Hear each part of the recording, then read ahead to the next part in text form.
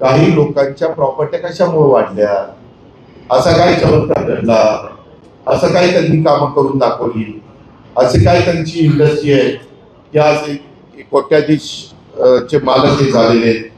एक साधं उदाहरण द्यायचं, मध्ये कुत्र्यांची नसबंदी काढली, भटक्या कुत्र्यांची, आणि त्याच्यामध्ये 5 वर्षात 43,680 कुत्र्यांवर नसबंदी केल्याचा दावा केला. आणि लॉकडाऊनच्या काळात सर्व काही बंद असताना देखील 7,145 कुत्र्यावर नसबंदी केल्याचा दावा केला. 71 लाख रुपये नसबंदीवर त्या ठिकाणी बिल अदा केली. आता तुम्ही मला सांगा, जर एवढं झालं होतं तर यावर्षी ऑक्टोबर महिन्याच्या अखेरपर्यंत पिंपरी चिंचवडमध्ये कुत्रे चावण्याची संख्या नागरिकांची 20,000 लोकांना कुत्रे चावली. आणि मग नसबंदी केलेली कुत्री गेलं होतं,